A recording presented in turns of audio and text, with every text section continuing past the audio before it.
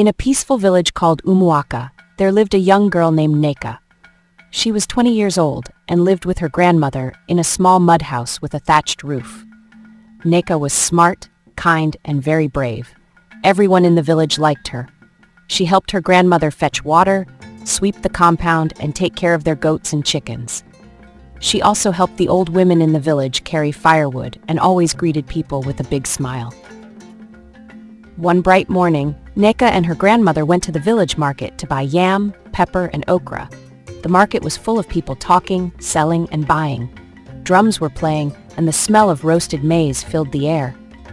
As Nneka walked around with a basket in her hand, her eyes saw something strange. Right there on the ground beside a mango tree was a shiny black handbag. It looked new and clean, but no one was standing near it. "Grandma, look! Someone forgot their bag," Nneka said. Her grandmother looked at it and frowned. "Leave it alone, Nneka. That bag may not be good. If it has no owner nearby, it may be a trick from the spirits." But Nneka was curious. She felt like the bag was calling her. She walked closer and picked it up.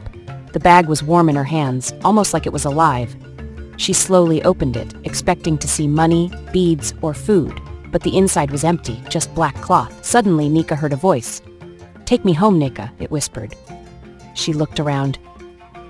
"Did you hear that, Grandma?" she asked, her eyes wide. But Grandma shook her head and stepped back. "What did you hear?" she asked. "The bag, it spoke to me," Nneka said. Her grandmother's face turned serious. "Put it down now. That is not a normal bag. It may be an evil thing." But Nneka did not drop the bag. Instead, she held it close and walked home with it. That night, she placed the bag beside her mat and lay down to sleep. The night was quiet. Crickets sang outside, the moon was bright, but something strange happened. The handbag opened on its own. From inside it came a dark smoke. The smoke rose and took the shape of a shadow with red eyes and long fingers. The shadow floated across the room, knocking over pots and waking the chickens. The goat outside started to cry. Nneka woke up and saw the shadow. She jumped up in fear. "Who are you?" she cried. The shadow turned to her and said in a deep voice, "I am your servant now. You picked me. I will give you anything you want." Nneka ran out of her room and woke her grandmother. "Grandma, there's a spirit in my room. It came from the bag." Her grandmother lit a lantern and ran to Nneka's room. She saw the mess and the moving shadow. "I warned you, Nneka," Grandma shouted. "This is the evil handbag. It brings bad things." The next day, strange things started happening in the village. The water in the stream turned black. The sun became red and hot. The crops in the farms began to dry up. Chickens laid no eggs. Some people started coughing, and others had bad dreams. The village elders gathered and called a meeting.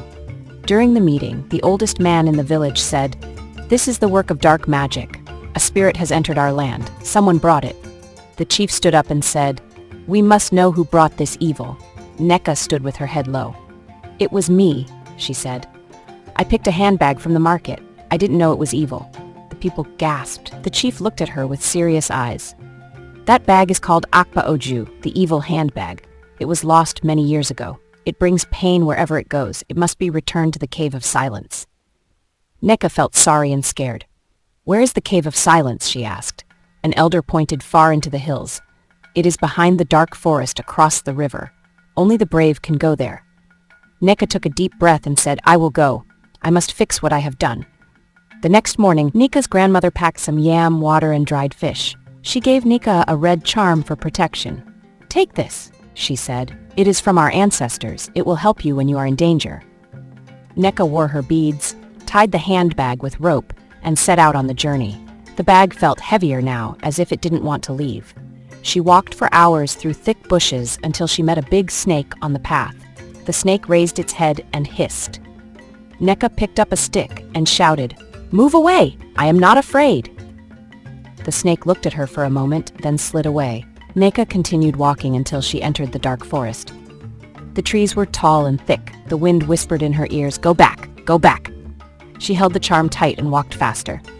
After some time, she reached a wide river. The water was fast and deep. There was no bridge. Suddenly, the bag spoke again. "Jump into the river. I will carry you," it said. But Nneka shook her head. "I will not listen to you.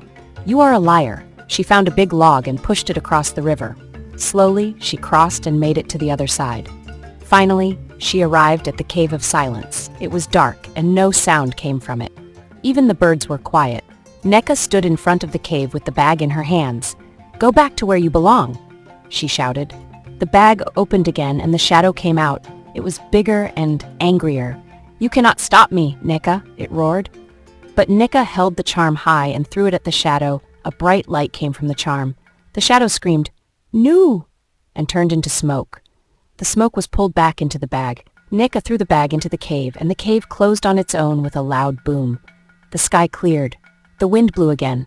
Birds flew in the sky. The evil was gone. Nneka walked back to the village. When the people saw her, they clapped and danced. "Nneka the brave, Nneka the strong," they shouted. Her grandmother hugged her tightly. The chief gave her a golden bracelet. "You are now a hero of Umuaka," he said. Nneka smiled. She had learned a big lesson. Never touch what does not belong to you, and always listen to wise words. From that day on, Nneka lived with courage and wisdom. The evil handbag was never seen again, and peace returned to the land. Today I will be talking about few points from this story.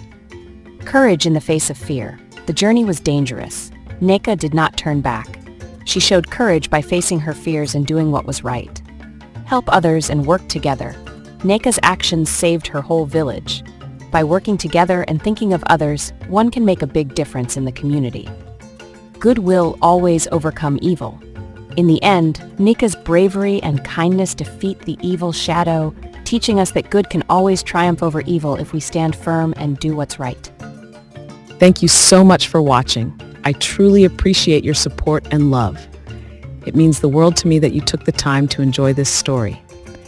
If you liked it, don't forget to give it a thumbs up, leave a comment, and subscribe if you haven't already. Your feedback helps me create even better content for you. I can't wait to share more amazing stories with you in the next video. See you soon, and take care.